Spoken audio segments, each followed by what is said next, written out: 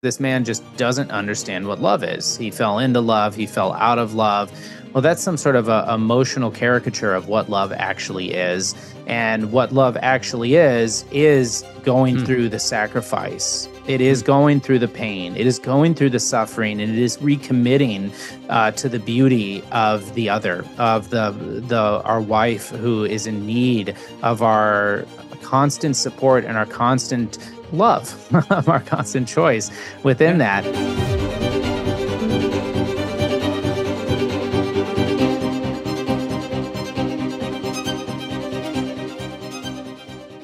Hey everyone, welcome to another episode of The Catholic Gentleman. We are so blessed that you are here. We're your host. I'm John Heinen. We've got Sam Guzman. We've got Devin Shad. We're happy and blessed to bring this to you every single week. Today, we're going to be coming to you on a conversation about marriage and divorce and what that means for us as Catholic men in society today. We're going to be very delicate as we go through this, but we're going to be bringing up actual statements that men have made about why they got divorced so that we can address those head on.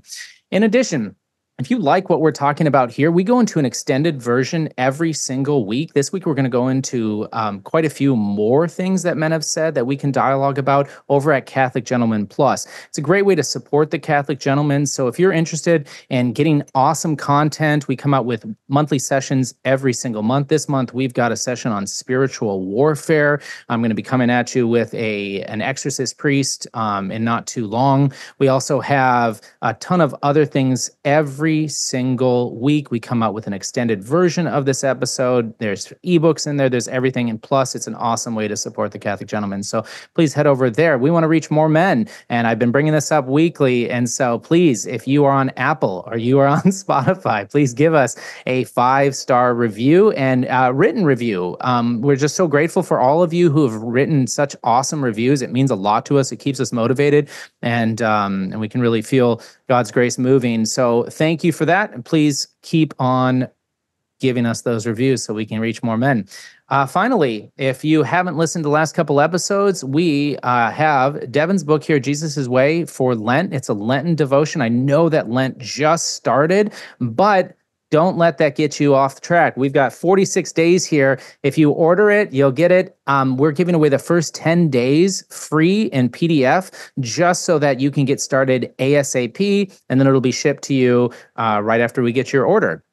And so again, today we're talking about marriage. I think it's such an important topic. Single men, if you're listening to this episode, I'd encourage you to tune in because it's going to show you some of the pitfalls that men fall into. It's also for you to better understand what marriage is and what it is not. For married men, we have to redouble our efforts. We have to constantly fight against the world and the temptations of the world. And some of these men that have gotten divorces kind of give us, areas where the world sees it okay to just give up or okay to let go. And if you are divorced and remarried, I do want to address to you, we are going on a very sensitive topic. We are walking on, let's say, the interior lives of other men, and we want to be very sensitive to that. And so if you're divorced and you've gotten an annulment, you are in a prayer. Some of my closest friends have gone through that. And so I understand that burden and that cross and know that you're in our prayers. But I do think that this is so important, right? Because marriage is under attack throughout our society today. With 50% or over 50% of marriages ending in divorce, chances are you're either a part of a divorced family or you know people who are divorced or you yourself are fighting the good fight. And plus, marriage is hard, right? It is incredibly difficult, and it's meant that way on purpose, right? You don't get married because you want to be on a bed of roses on a, sheer and easy, pleasurable path to heaven. That's not the marital way. And I think that we sometimes misunderstand that because we're so in love during those honeymoon years with our wives. I guess an emotional love, right? Because we're still in love as life goes on, but that love grows deeper. So, Sam, I'd love to hear just the importance from you of talking about marriage today. Yeah, I think it is important because there can be this impression among good Catholics sometimes that if you're a devout Catholic, that you should never struggle in marriage, that you should never have frustrations or pain points or moments of doubt or anything like that. And that if you do, you must be a bad Catholic. And then certainly no other Catholics at your Sunday Mass are struggling, right? Like they all look so nice. They have those beautiful little families all dressed up so pretty. And like, surely everybody is doing great except for us. And I just want to dispel that notion right now. Like there are plenty of Catholic marriages with problems. Sadly, there are many Catholic marriages that end in divorce, almost the same exact divorce rate as, the secular world. And so this is something that affects all of us, even those that are devout, that are trying to live their faith. These pitfalls, these struggles, these temptations can hit all of us at one point or another. And so welcome to the human family, right? Like marriage is hard because it's throwing us into close proximity with another fallen human being day in and day out. And it triggers all of those insecurities in ourselves, all of those weaknesses, all of those tendencies towards selfishness, misunderstanding, criticism, judgment, all of these things that we can fall into as human beings. But there's no escape in marriage, right? Like maybe if there's someone at work you don't like, you can avoid them. But in marriage, like you have to come home to them every night. And so that can be really, as we've talked about in other episodes, it can be a tremendous opportunity for healing, growth in holiness, purification interiorly, or, depending on on both parties, right? It takes two. Like it can be a real recipe for disaster and a lot of pain and heartache, because those closest to us can often be the ones that hurt us the most. And so I just think it's important we get things out in the open there. Look, this is something the Catholics struggle with too. But also talk about some practical solutions as well. So because while it is a struggle, like it is something that, we're called to embrace if we are, in the sacrament of marriage. It's something that we're called to carry our cross and to enter into that. And so anyway, I think this is a very needed discussion. Yeah. And so it is, and not to make it seem like you dive into marriage so that you can have the burden of your spouse for, the friendship created within our relationships with our wives is unlike anything else you'll ever experience in life. And it's worth every single bit of your courage, every single bit of your strength, every single bit of your fortitude, your patience, your growth in holiness, to commit to it if that's the sacrament that God has called you to or is calling you to. So Devin, I'd love to hear your thoughts, just a little bit about this marital importance. Yeah. Well, yes, marriage is difficult. I mean, duh. It's like saying, climbing Mount Everest is hard, or training for a gold medal in the Olympics is hard, or running a marathon is hard. Of course they're hard, and anything that is great and worthy of our greatness, of our hard work and our diligence is going to be difficult. So, marriage is like Everest. It's the pinnacle, if you will, of relationships. Marriage is like the Olympics. It is the gold. It is the prize. It is the communion that actually reflects and images not only Christ and his church, but the Trinitarian communion, where there's a third that's, in a sense, out of our marriage, it comes forth. And it is the marathon. It's a long race. And when you cross the finish line, it is totally worth it. But I just read an article that was extremely powerful, and it was written by a sociologist, Brad Wilcox, from the University of Virginia National Marriage Project. And he has just a ton of statistical research in his new book, and I can't think of the name of it, but he says married couples are the most financially secure. They're the least lonely. They're the healthiest. They're the happiest, and their children have the best life outcomes. Bottom line. And he talks about interviewing all these women, and it was married mothers who reported that their lives are most meaningful, up to 75%. Whereas single women were like at 50-some%. And married couples were at 151% higher, happier or very happier than people who were single and just, living around same age groups, 18 to, I think, 55. And for guys who are concerned about money, evidently, a married man's assets, just his accumulative wealth, when by the time he's in his 50s, is right around $400,000, whereas an unmarried man average is about $12,800. Wow. So That's incredible. So yes, marriage is hard. Marriage is difficult, but just on a practical level, just on a temporal level, just on a psychological level, mental health level, it's so worth it. And there was another statistic he mentioned that 84% of husbands who are married and go to church regularly are very happy. They're very happy men. They're satisfied men. So the culture wants to paint this picture, especially the Hollywood, the Metro Blue areas of the world. They want to paint this picture that marriage is such a downer. You need to be emancipated from it. You need to be free of it so you can find yourself and have that new self and that self-freedom and all that, Rousseau kind of sentimentalism. But it's totally false. And the statistics prove it hands down. Yeah, I love it. Oh, I really appreciate you sharing that. That's exciting. And so, men, if you want to make money and actually have money, get married. and that's a paradox, but it's I think that's really exciting. You'll have to send that over to me. But yeah, I mean, for Catholics, we know that marriage is an indissoluble union. If you don't know that, it is, right? It's a sacrament. It is not something that we can get a divorce. You can get separated, and you can get an annulment. An annulment, specifically states that it was null, right? It was actually never, the marriage sacrament was ever formed officially. And I know that comes out a lot today, and I really don't want to go too much into that. But I do think it's a beautiful thing that the church has come out in her wisdom with this idea of an annulment because of the importance of marriage, that getting into the sacrament of marriage is not something that you just get drunk and wake up married and it's a full union, right? It is not something that you could just dive into after meeting a woman and a week later you're in love and you're going to get married. It is not that. It is something that takes a very deep and serious consideration because our vows matter. That's another thing.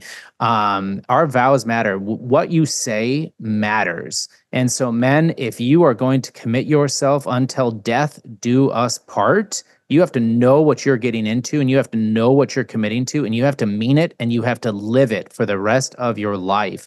And that is, that's awesome. Yeah, Devin, what are you going to say? No, I was just thinking about a moment in my marriage. It just came to me where it was shortly after I was married, and I was sleeping in the bed with my wife, and I was sleeping, and I literally woke up with a start, sat straight up, realizing that this is forever. And I was sweating, and I look over at her and I'm like, this is forever. And I think there's a point to this. And I think Michael Knowles said something along these lines, but the idea is that, there's the paradox of commitment. The culture tells us that the commitment in marriage is enslavement because you don't have the freedom to sleep around and swing and, and do all these things. Whereas the Christian perspective and the Catholic Church's perspective on this is that commitment is actually not enslavement because it's freedom. Because the reason is I actually trust that this person, because we both made this vow to be committed no matter what, that when I reveal myself over and over, you're not running. And then there's great safety in that. There's great security in that. There's great trust in that. And that's where the freedom to become who you really are just is exponential. It just grows and grows. And so you actually can become who you really are in a committed monogamous relationship. Okay? Whereas the culture says, no, it's enslavement. That's a lie. It's like G.K. Chesterton. What was the analogy on the mountain? Sam, you probably know this, but you got the kids playing in the fence all around the top of the mountain. And the secularists would say, oh, look, they're all fenced in. They can't have any fun. And no, that fence is there to keep them from falling off the cliff, and that's the idea of the sacramentality of marriage. It keeps us from falling off the cliff.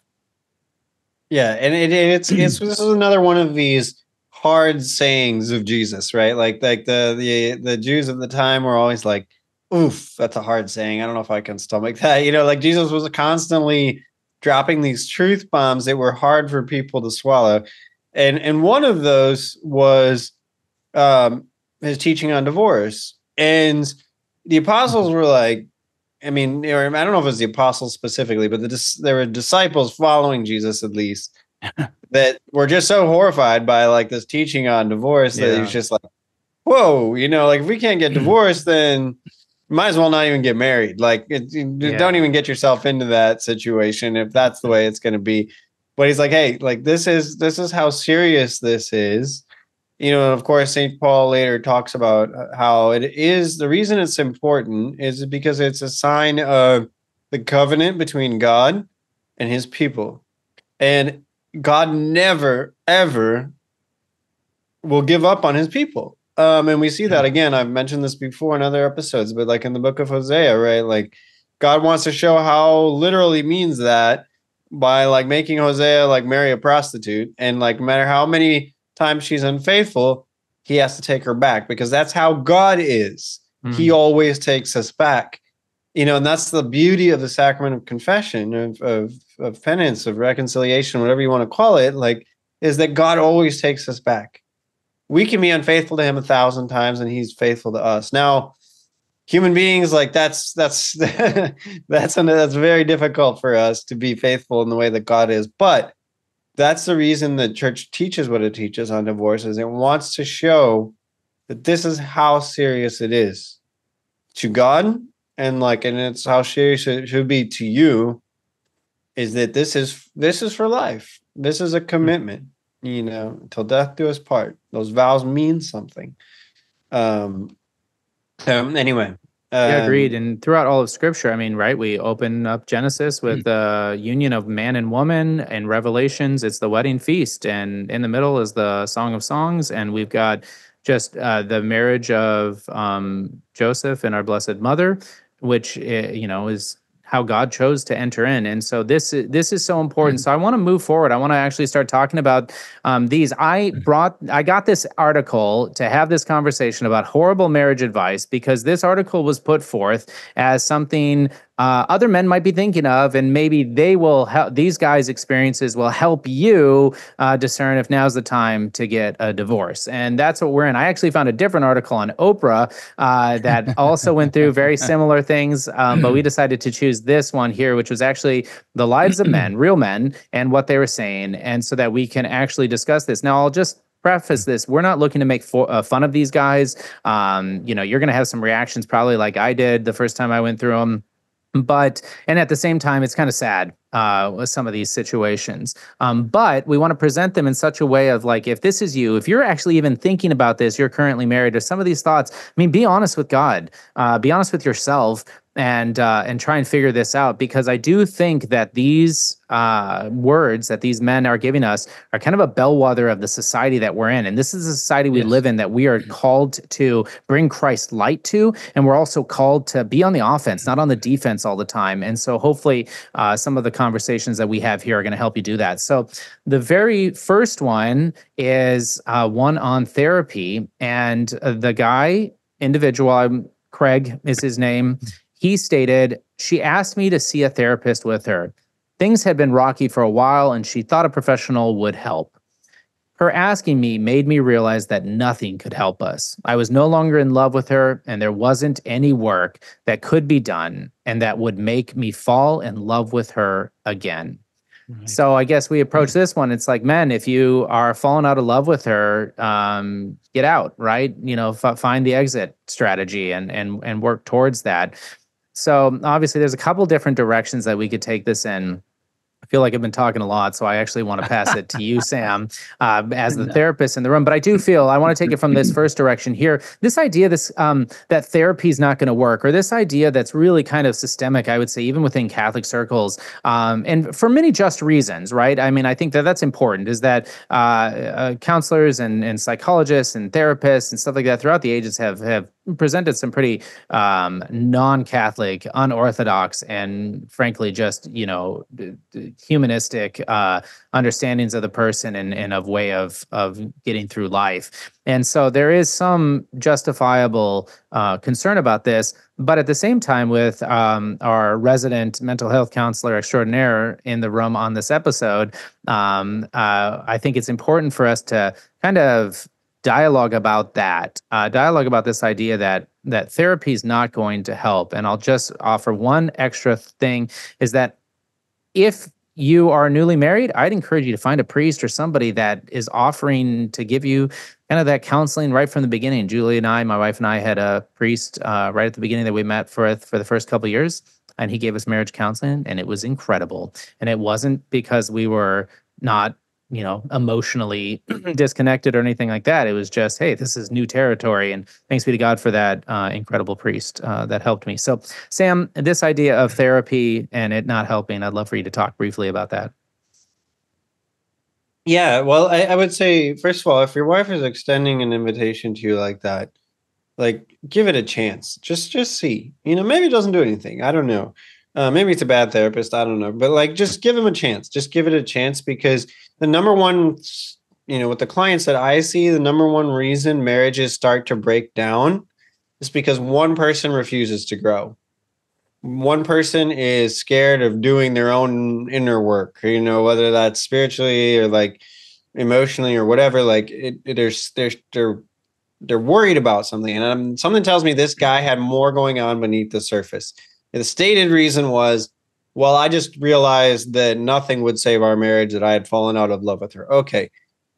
But what happens is when you go to therapy is like the spotlight gets shown on what's inside, right? What's beneath the surface, all those fears, all those insecurities, all those feelings of inadequacy or like things like that, or past hurts or resentments, things, and all this stuff comes to the surface, and people just don't want to face that. Like, it's painful. It can really be painful. It's like surgery for the soul sometimes.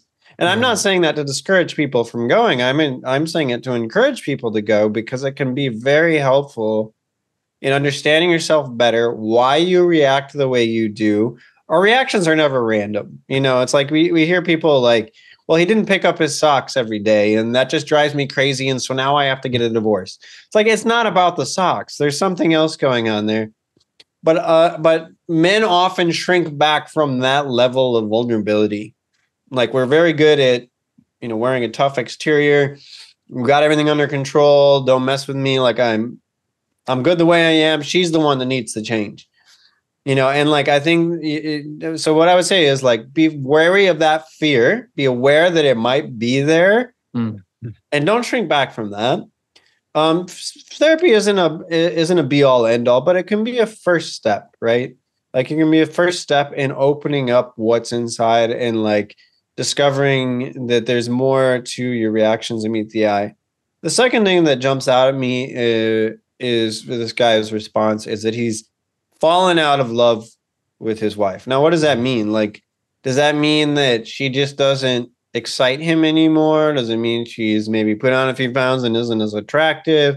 Maybe she's not doting on him as much as she did in the early days of their marriage? Or like, what does that mean? Because that's really kind of a silly criteria. This idea that you have to be in love like you were on your honeymoon or, when you were first engaged, like for the rest of your life.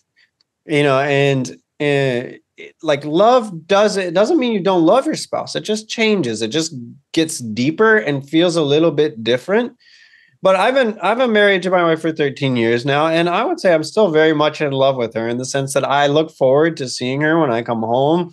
I look forward to spending time with her. I appreciate our conversations. Like, I still find her physically attractive. Like, all of those things that were there in the beginning are still here now. They're just different, right? Like, it's not exactly the way it was when we were dating. But so I would love to know, like, what this guy thinks it's supposed to look like, because sometimes we set ourselves up with failure by, making this mental image that our life should be like a rom-com year after year, all the excitement, all the sparks, all the butterflies in the stomach. Like, if that's your idea of what marriage is supposed to be 10 years into it or whatever, like, of course you're going to be set up for failure. Like, that's not realistic in any way. And sometimes we just need to let go of some of this cultural baggage of what things should be. So I think that would be an interesting conversation starter with this guy specifically, is like, what is your idea of being in love? And is that in any way what the Christian idea of love is? And if it's not, then again, you're setting yourself up for disappointment. So Yes, Sam. I think you asked that question that every single person before they get married. And if you didn't, if you're married, ask yourself now is what is love? What does that mean? And there's books that have been written on this. There is scripture verses up the wazoo that dialogue about what love is. And so I'm gonna turn to you, Devin, and talk to you about this this misunderstanding of love. Yeah, that was what I was focusing on with that first one, is this idea of falling out of love as well. And I think that you look at, she's calling him to step up. She's asking him, will you go to therapy with me?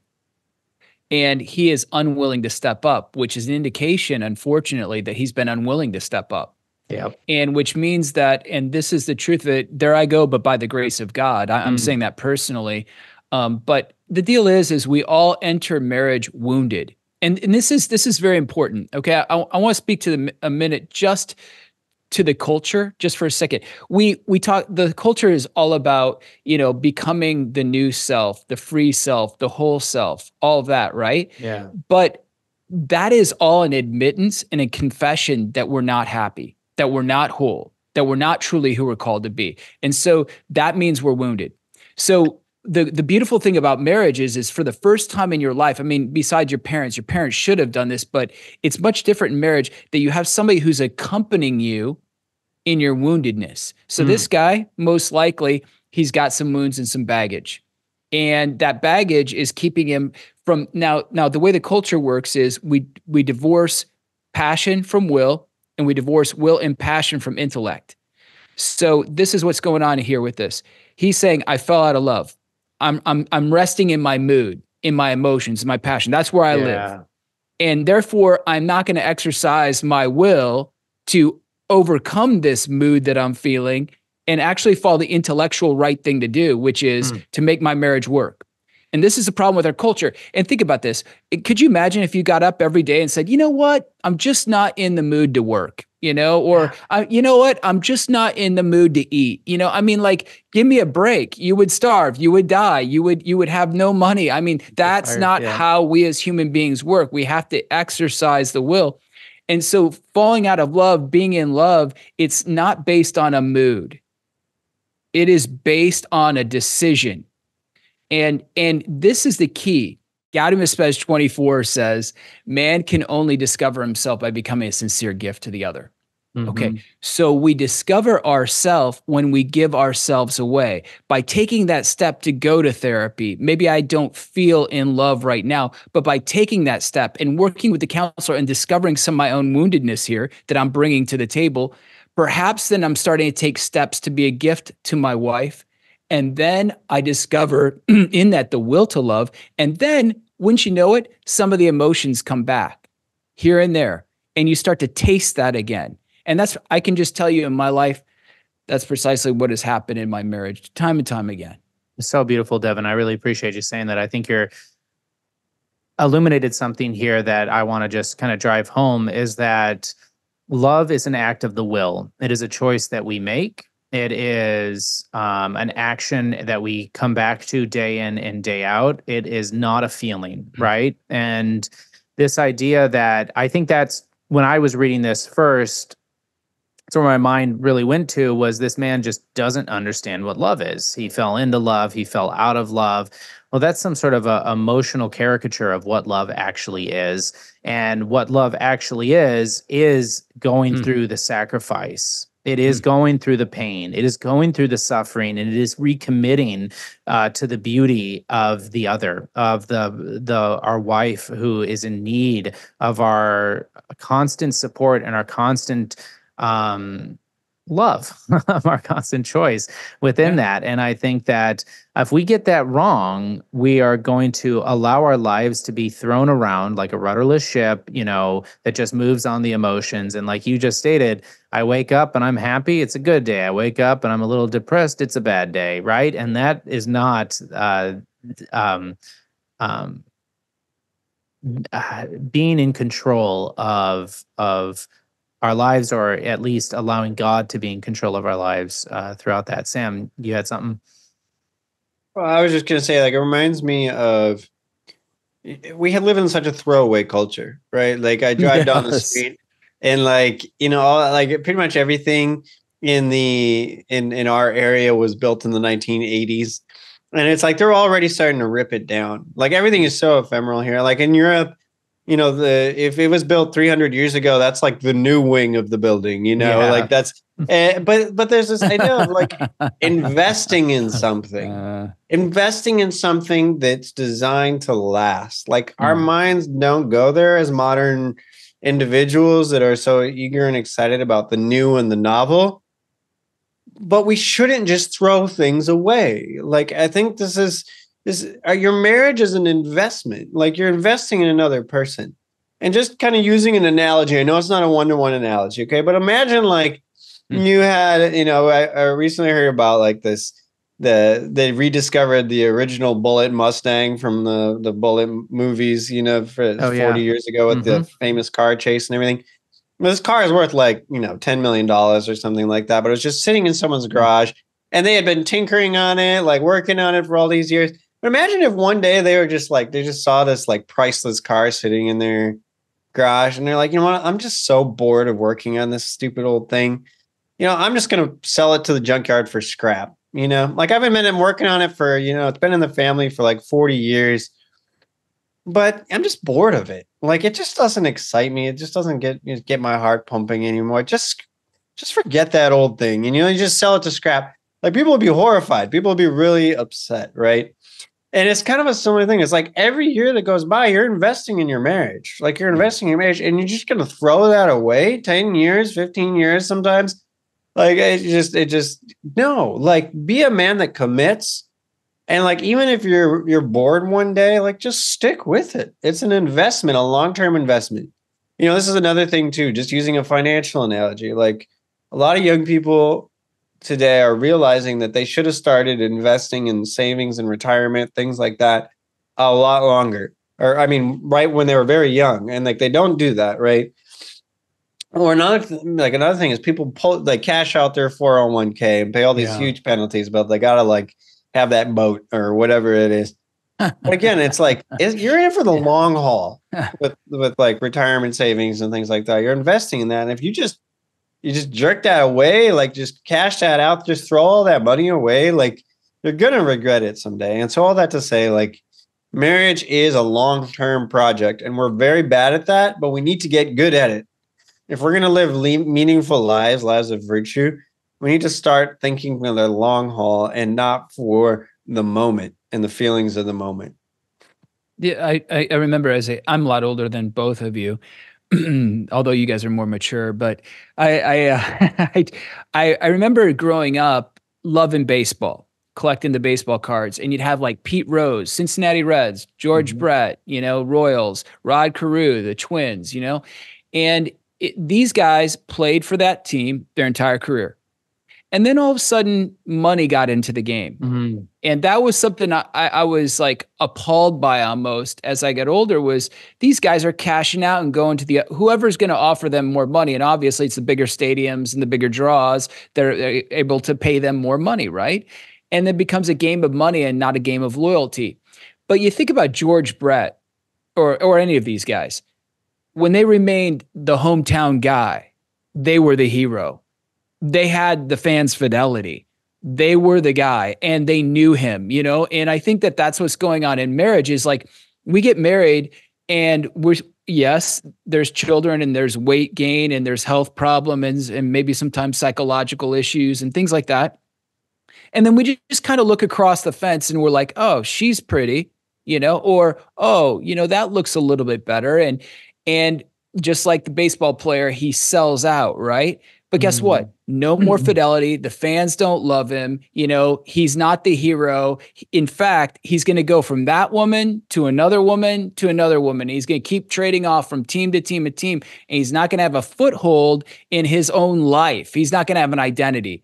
And I think that that's kind of I think it's a good analogy, in fact, for what's at stake. You're going to lose your kids as fans. You're going to lose your friends as fans and followers or true followers, your band of brothers. You're not going to have any respect. And the other thing is when you grow old with your wife, you have a friend who is in it with you through the thick of everything. She is going to die for you. She's going to die with you. She wants you to be joyful. She wants you to be happy if you're really in it for her. And so, yeah, you might not have the emotions and the sentimentalism most of the time. However, we do have that from time to time. But what we have is something far deeper that I think the Song of Songs says it's stronger than death. The fires of hell cannot quench it. You know, that's what I want. And I'm not saying this to, people who are divorced, but I'm saying you young guys who are considering marriage, it is amazing. It is a tremendous gift. Yes, it is hard as nails sometimes. And yes, but this is where you find out your true self. Yeah. Because when you're looking at your wife, you're seeing the mirror of yourself. You're seeing where you're weak, where you're limited, where you're impatient, where you're grumpy and resentful, and where your desires are faulty. And it's by working with her through that, you become the heroic man. You become the man of honor. You become the man of greatness. And I think that Jesus, our Lord, and God, our Father, Holy Trinity, designed marriage. That's one of the purposes, to make us heroic men, saintly men, men who really can offer the world so much more than, hey, I wonder where, how I can get this other woman, or where I can go tonight to get, whatever. I just don't, there's so much more to life than just being single and prowling around.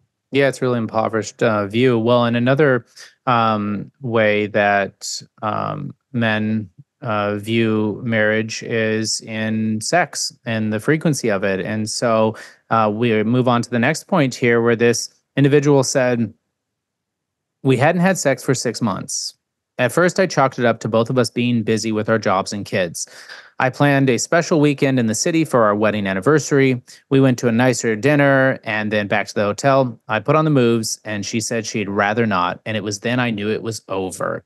And so, it seems like there was a whole lack of communication for building up to this moment, right? And I do think, and I'm going to state something here that, can definitely be teased out and worked on some more. But I do think your sex life, to a degree, can have a benchmark of the health of your marriage at least within your fertile years, because there are older couples that obviously by their age aren't having sex as frequently, but love exponentially more than I'm even capable of. And it's beautiful. So I'm not saying that, remove those outliers, but just looking at this on face value, here, there really was something that was building and building and building that wasn't being dialogued and conversed about, that allowed itself to get to this point where this one instance was just the end, right? This one where he finally brought up that point of conversation. That's it. She said, yep. She said she wasn't interested. And he said, did we sign a prenup? And he, and that's really sad. But unfortunately, our culture has forced sex upon us. They have just, exacerbated. They've shown that it sells and it needs to be everywhere, and that we have to be constantly bombarded by it. It's at the click of our fingers. We become addicted to it. It's just over the course of things. And so, however, with this guy, it was the end all be all break within his marriage. So Sam, I'd love to hear your thoughts on when you heard this or read this, what this made you think. Yeah, just the fact that they went 6 months without any communication about this issue is definitely a huge red flag. I agree 100% with what you're saying, John. It's the thermometer of your marriage. It's not the most important dimension of your marriage by any means, but it's a very good indicator sometimes of where your marriage relationship is. And I think that, there's way more going on here. Again, like, it's just they had been drifting apart. They had been ships in the night for a long time, it sounds like living separate lives at most, as they're kind of wrapped up in their work worlds. Maybe just coming home and scrolling on their phones and crashing in front of the TV. I don't know. I'm making some assumptions. But all that to say, like, you don't go 6 months without sex, without talking about it at all, and without expressing any needs, frustrations, desires, anything for 6 months. Like, that tells me there's a huge breakdown, like you said, in communication in their marriage. And I again, I'm making some assumptions, but like I wonder what that husband was doing with that sexual impulse for those 6 months, right? Yeah. Like, was he turning to pornography? Was he masturbating? Like, what was he doing for 6 months? I don't know of, too many healthy men that can go 6 months without some sexual activity and be okay with that, and like, unless celibacy is your vocation. So it's like, I makes you wonder, like, what else was going on in their marriage. And I guarantee you with like 100% conviction that it wasn't just their sex life that was suffering. Yeah. Nobody gets divorced just over his sex life. Again, it's like leaving your socks on the floor, right? Like, it's just an excuse for a marriage that's already breaking down, a marriage that's already eroded in many, many ways, that lack of closeness. And I'm sorry, one date night is not enough to make up for 6 months of neglect, right? And so one thing that I think we've talked about, we have really good episode on sex, but I think one thing that's really important is oftentimes your sex life is in proportion to the degree that your wife feels safe, loved, seen, cared for outside of the bedroom, right? Like, to the extent that she feels like you desire her, you care about her needs, you're seeking to meet her needs and provide her with that sense of safety and romance outside of the bedroom. Like, your sex life is going to be so much better if she feels that way. Whereas if she just feels like you don't care about her, your things are cold, distant, unloving. I'm not saying it's always that simple, but a lot of times there's already a breakdown in that love relationship, in that intimacy. And there are other degrees of intimacy besides sexual. Like, she's feeling hurt in one of those ways. So the fact that this wife would turn her husband down on their anniversary, like, something else is going on there, that they need to be exploring other dimensions of the marriage. But just to take that hurt, that rejection that he maybe felt in that moment, and just say, I'm done, like, that just shows like where he is mentally and emotionally, and it's not a mature place. Yeah. Amen. I think it demonstrates a fundamental flaw in the way that we think as human beings, is that we think that it's quid quo pro. Yeah. That's fundamentally what's wrong with that statement, is that he's like, I did this and I did this and I expected this. Well, there's the problem. And so if that's the way he's handling that, my guess is that's the way he's handled everything up to that point. And so so the principle for us to rectify this is we go into marriage to be a gift, to find out what our wives' needs are. Or if there's women listening, find out what your spouse's authentic God-given needs are, and then work to address those needs. You're never going to satisfy your spouse, but just the fact that you're addressing them shows that you love.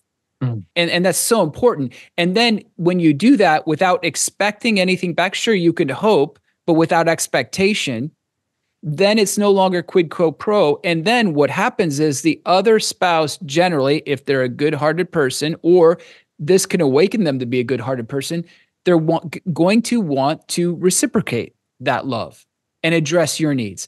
So I think the idea that, hey, I'm going to take her out, and that's the culture's way of dating. Well, I took her to a movie, I took her out to eat, and so I should get laid, right? Wrong. Right. Wrong. That's selfishness. That's evil. And you'll never be a real man doing that anyway, So learn to be a gift, learn to sacrifice, and where there is no love, put love, there will be love. Hey. Yeah. It'll work. No. Yeah. And I was just going to say, sex is incredibly important in marriage, right? And Yes. So it is, it's the two became one flesh, from the beginning, just going back to scripture here. The church teaches that the purpose of marriage is for the procreation, education, and upbringing of the children, as well as the mutual benefit of the spouses to get each other to heaven, or to work to help each other to heaven. But that aspect of procreation, education, you got to have sex in order to engage within that. Yay. And so I know, exactly. And it is. And I think that it's really important to dialogue about that. But here's the thing is that I love this quid pro quo that you just brought up, Devin, because if you enter into marriage with like, sex as the return. And so you just got to give her a little bit so that she can give you that, because that's what you're looking at, right? That's also an incredibly distorted view of marriage as well, because as men who have great marriages can attest, is that when she is feeling something that you brought up frequently on previous episodes, secure and protected in your love, you don't have to ask. It is something, because you are working hard to figure out what it is that she needs on a day in and day out basis, that you are learning to die to yourself. And I tell you what, man, it doesn't happen in those first few years of marriage. You got a lot of work to go. But when you start getting that right, when you start waking up in the morning thinking, what can I do to make her life better, before what can I do to make my life better, you're on the path to virtue, and your path to holiness, and path to a great marriage. And so I really appreciate, again, that giving yourself, the will. Yes, Devin. Yeah, it just occurred to me that the first two comments are, in the first one, it is, I am looking for my mood stabilizer, which is happiness, which is going to come from my spouse, right? I'm not happy because I'm not in love, okay? And the other one is, I'm looking for sex. I'm not physically satisfied, so I'm leaving. But see, the whole idea with both those is, I'm not getting what I want. Well, no kidding. I mean, what part of life do you always get what you want? Tell me about it. I'd like to be there. I'd like to know about that. I mean, that's not even realistic. It's not love. Agreed. It goes to, the idea of, there's certain things in life that are just elusive. Happiness is one of those things. Yeah. But I think so is satisfaction in marriage. You can never find it by aiming directly at it. Like, the more you chase that specifically, the more it slips through your fingers. But if you just focus on something different, rather than satisfaction in marriage, like, feeling happy, feeling loved, like all of those things that, like, and you just focus on loving your spouse well. Like, how can I delight you? How can I bring joy to your life? How can I make your life easier? How can I bless you today? All of those things that you want, like, your wife's attention, your wife's affection, those things, like, that'll just happen spontaneously. Unless your wife is really just a super hard-hearted, wicked person, which, it happens, right? I suppose there are those out there, but but most of the time, a healthy woman will reciprocate to that kind of attention. But again, it can't be a quid pro quo. You can't be aiming directly at that byproduct, right?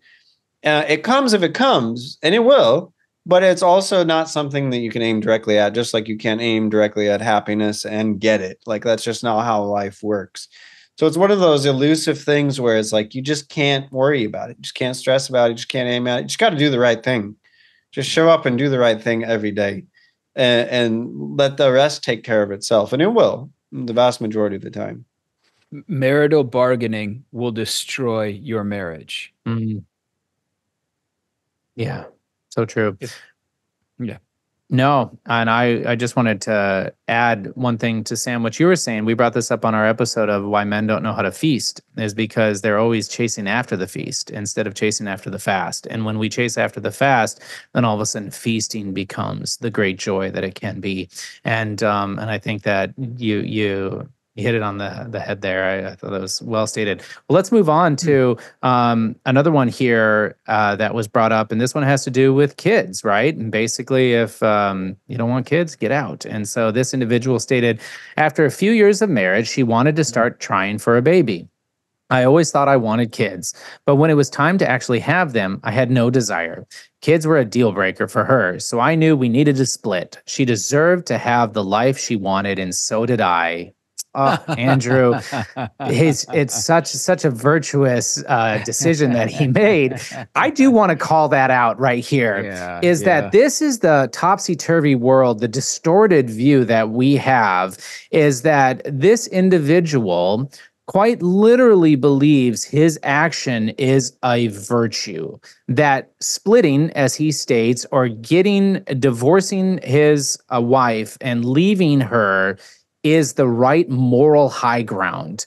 And I tell you what, the amount of people whoever wrote this article and the amount of people that read this article that affirmed it is just a sign of the times that we live in. And I just want to call that out, because it is What we're up against. It's what we're combating. And then the last thing I'll just say about this is, and this is why it's so incredibly beautiful that we're Catholic. I pray in thanksgiving for Catholicism because I didn't enter into marriage with this idea. I didn't enter into marriage that we would wait a few years before we have children.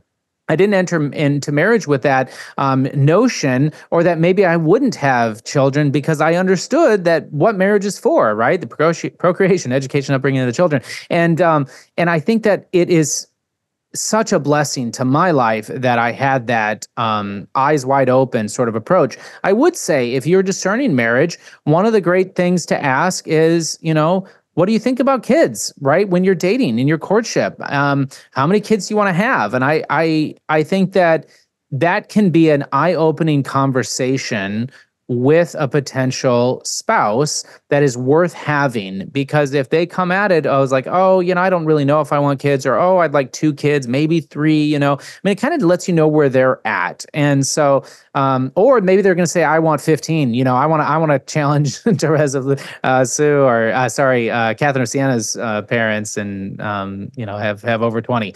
And that's going to tell you something. So anyways, and I'm not diminishing bandwidth and just cause and reasons why to avoid children, but just looking at this one directly, I think it is it's an important point to mention. So Devin, I'd love to hear your thoughts directly on this one. Fundamentally, it sounds like the issue is not wanting to grow up and not wanting to take on sacrificial responsibility. So like, can you imagine if I said, hey, guys, I'm sorry, I talk too much, therefore I shouldn't be on this podcast. Or, you know what, I can't be in this marriage relationship because I use porn too much. Or, I can't be around my buddies because I drink too much. Well, okay, keep your friendships, reduce the drinking, keep the marriage, don't use porn, be on the podcast, shut your mouth, whatever. Okay. But the point though is that it's part of growing up to figure out, you know what? I need to step up in this area. And what I found, and this, I didn't go into marriage being like, yeah, I just can't wait to have kids. That wasn't my perspective. I was a newbie Catholic in a sense. I just surrendered my life to Jesus Christ, and I was just kind of getting into all this. But once I started having children, I loved no one greater except for my wife. Those children became so precious, and I wanted them to succeed greater than I, greater than I. And it changed me. And in fact, my responsibility, my accomplishments, my drive, everything went through the roof. Why? Because I wanted to provide for them, because I wanted them to have a great life. And suddenly I was responsible for myself. I was starting to exercise in virtue. I was starting to study my faith. I was starting to overcome my negative passions, anger, impatience, whatever it was, lust. Why? Because I wanted to protect them. And then in all of that, I became a greater man. And I think that, we talked about this before. There's 3 types of men, or 3 stages. There's the boy, there's the man, and there's the spiritual father. And the boy is the guy who's all about himself. He's like the kid on the training wheels, Yeah. He doesn't want to injure himself, and everybody has to take care of him. And the man's like the 4-wheeler. He's out having fun. He's learned to take care of himself just enough, but not enough room to take anyone else for a ride. But the spiritual father is the one who eats a 53-foot semi. Because he knows that his goal is exactly the opposite of the boy. His job is to take care of everybody else, to get their souls to heaven. And that's that responsibility level that we step into when we start to have children. So just saying, you know what, I just knew that I just came to this realization that I didn't want to have children. All that's saying is I just came to this realization that I just want to remain in my selfishness and still remain a boy.